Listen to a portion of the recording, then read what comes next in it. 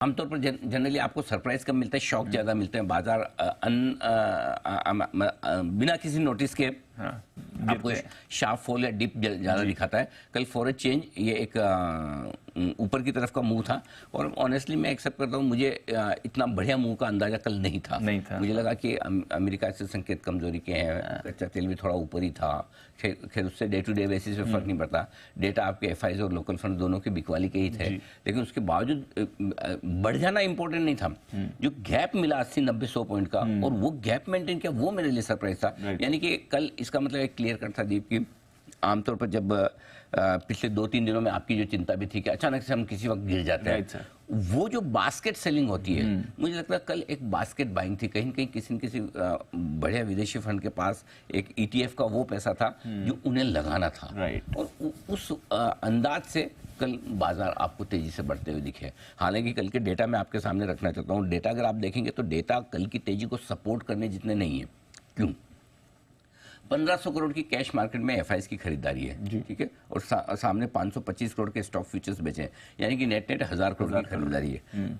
1000 करोड़ की खरीदारी के सामने 1400 करोड़ के आसपास की लोकल फंड्स की बिकवाली है। जी सर, करेक्ट। सो ऐसे नेट इंस्टीट्यूशनल एक्टिविटी आप देखेंगे तो कोई खास खरीदारी है नहीं, इनफैक्ट नेट बिकवाली है, न्यूट्रल है, राइट।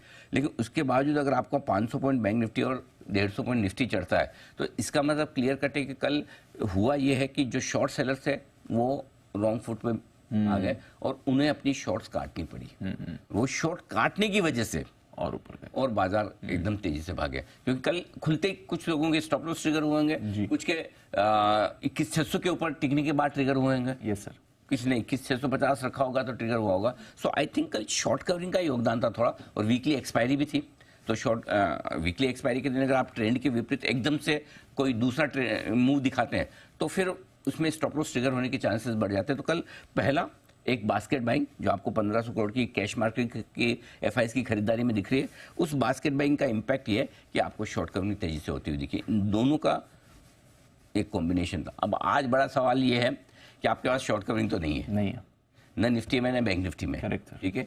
अब आप आज आपको ऊपर टिकने के लिए ट्रेडिंग रेंज के ऊपरी सिरे पर जाने के लिए खरीदारी का नंबर बड़ा चाहिए। क्या फॉलोअप खरीदारी आज होती है या नहीं होती है, यही है। और दूसरी बात एक और ये भी एक दीप, आजकल हर रोज के एफआईज के डेटा से ट्रेंड निकालना मुश्किल हो रहा है। एक दिन में डेटा आपके एफआईज के लोकल फंड्स के बदल जाते हैं। इंटरेस्टिंग चीज एक और ये भी है, लोकल फंड्स की तरफ से भी हल्की फुल्की बिकवाली का ही आंकड़ा आ रहा है। वो खरीदारी का हाथ उन्होंने थोड़ा जनवरी के महीने में धीमा किया है, थोड़ी प्रॉफिट बुकिंग हुई है। सो डेटा इंटरेस्टिंग है, लेट्स सी क्या कुछ होता है। बट ओवरऑल कल के सेशन में ये दो ही चीजें थी, पहला बास्केट बाइंग और दूसरा शॉर्ट कवरिंग।